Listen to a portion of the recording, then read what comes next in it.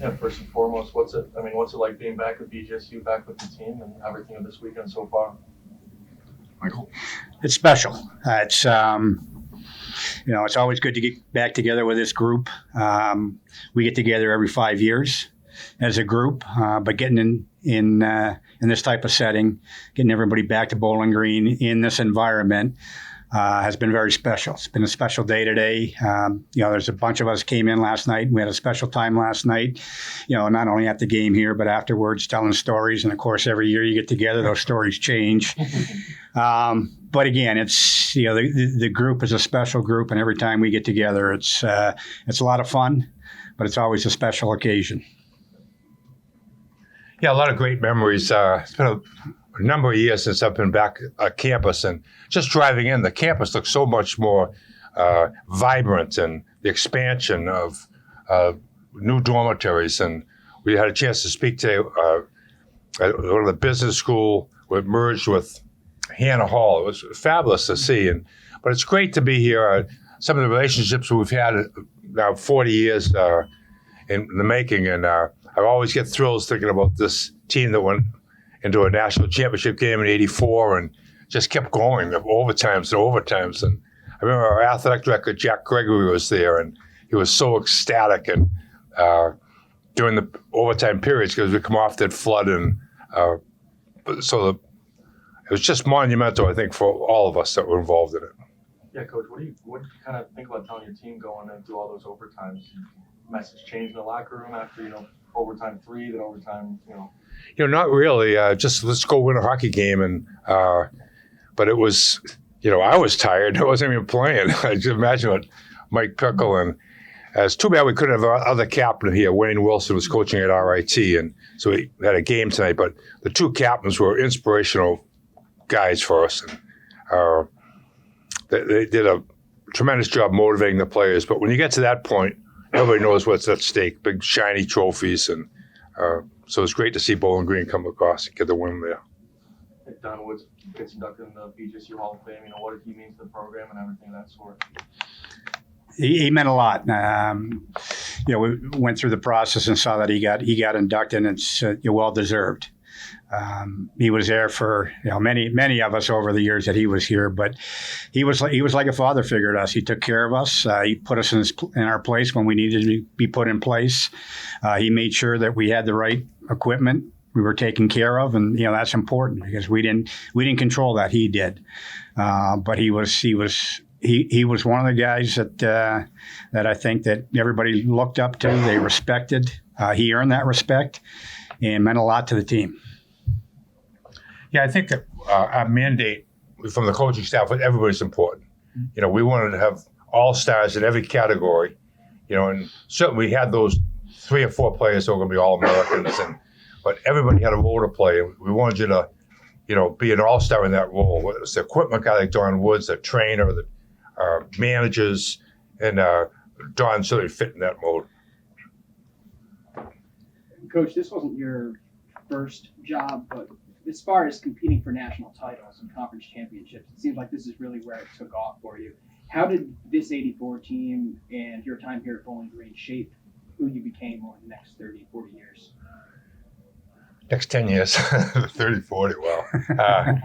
But I sat back after we won the championship and kind of came up with a blueprint. Here's what it means to be successful at this level. From the recruiting to the practice schedule to the team bonding, so many things go into winning national championships. But once we win one, then I had a blue plate, and I could keep that with me as I went through my career. And so I learned an awful lot here, and spent 15 years here. I had some great clubs, and probably should have won more national titles with some of the clubs I had. For both of you guys, if we could start with Mike. 15 years ago, you were part of the Bring Back the Glory campaign, and this program is in a much better place than it was 15 years ago because of that. How important is the success of this group to getting people excited to fundraise and just being excited to come out here on a Friday or Saturday night right now and back then? I think it's critical. I think the success of the program certainly breeds success in the alumni association or the alumni of the hockey program. So, that period of time was important for us to do what we did with the Bring Back the Glory campaign, showed that hockey is number one in Bowling Green. And we said that, when that whole elimination of the hockey program started, that you can't do that. You're going to hear an uproar from the community, from the people that support the hockey program, and you're not going to like what you hear. So that was very, very critical in bringing that program back. But it's also critical to continue to be a winning program and show that tradition that we set and the earlier teams and us set. The guys that came in Morrow and Liut and folks like that really started to build the program. Jack Vivian, we got to continue that progression, and that progression will bring alumni out. It'll bring support out, and that's important to continue the success of the program. Yeah, I think it's something that you can never forget about. It's just building the program and growing the program. You can never take anything for granted. And just talking to our Derek about, as he came in as athletic director now, hockey's important. President Rogers, exact same thing. So I think there's at the very top of administration, there's a motivating factor to make hockey really good. And I think we're on that path here. Yeah, Coach, first couple seasons off since leaving BC, what's life like now? Finally get out of the college hockey world. Yeah. Well, I tell you what, there's about 3 or 4 things I really miss about coaching at the college level. The interaction with the players, the euphoria of having a win when you come in a locker room, anticipation of a weekend series. But there's a lot that I don't like about it right now. So the NLI and transferring and paying kids, it bothers me a lot. Putting college hockey here at Bowling Green, what did it mean as a player to win that championship and then come back and see the success of the years? Yeah, it's critical. This is a special place to all of us. It'll always be a special place. The hockey program is special to not only our team, but other alumni that brought the program up, started that tradition with the program of a winning program.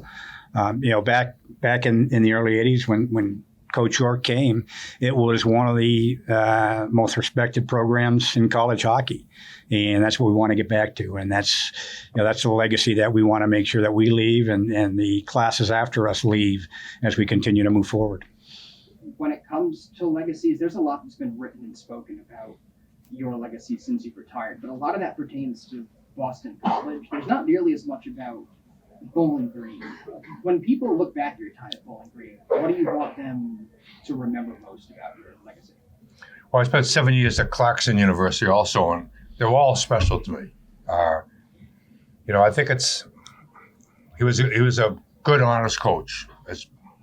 That's exactly what I'd like to be remembered as. Can I add to that? Absolutely. He was a special coach. He was a coach that cared about his players. He was someone that kept us directed, kept us motivated. He helped a lot of us. He made us grow, some more than others. But again, there's nobody in my career of playing a lot of sports that affected me more than Coach York.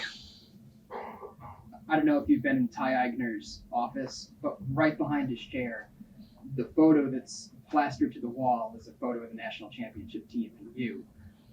How's your relationship with Coach Eigner changed over the years since you coached him here at BC? Well, I recruited him from Minnesota, and I thought he'd be a pretty good player, but you never know until they, come.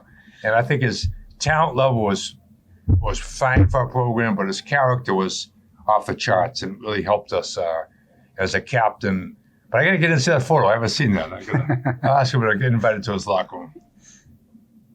Talking about recruiting, what brought you to BG?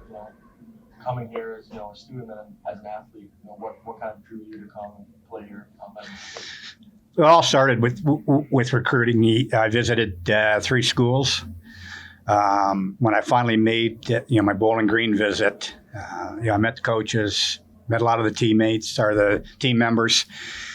But the thing that really got me over the top was sitting up in the stands against Northern Michigan and us scoring and how loud the arena was. It's just something I'd never heard. And I played in a lot of arenas. And that's kind of when I made my decision that this is the place to play hockey. And being at the Maurer Center today, we've talked about community a lot. What kind of community feeling did the both of you feel with the turnout that was in that kind of an, for lack of a better word, intimate space? I thought it was terrific, to see all the people that supported us and, just the turnout itself, the questions they were asked. We had a special, Mike used that word special, but it is a special relationship with the community. And you don't really get that at larger city universities, but we certainly had it here. It was great for me to see that. Yeah, what the community is a big piece of our success. There was, these games were packed here. The ends were, they were empty, but there were 7 deep, most nights of our home games.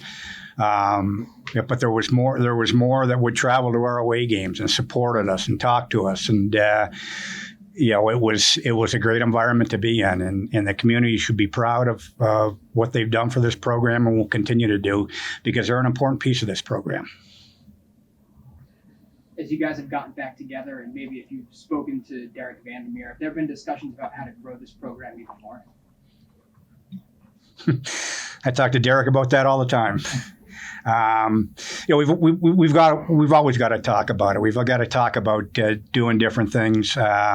Again, some of it's thinking outside the box and what can we do differently. And he's put together the hockey committee and the committee for all the sports in Bowling Green, and I think that's a step in the right direction to really put a group of people together to really help those programs to get to that next level and maintain that level when you get there. So again, it's doing things a little bit differently. It's thinking a little bit outside the box, but collectively it's about doing the right things for the program and moving them forward and being successful. It's the first time I've met Derek, and he's got great enthusiasm, and that's essential to being an athletic director that wants to field teams that are, true representatives of the university. And I think his goals are like what Mike said. He wants to be champions, and I think hockey's got, with an excellent coach and the support of, Derek plus Dr. Rogers is a home run for us.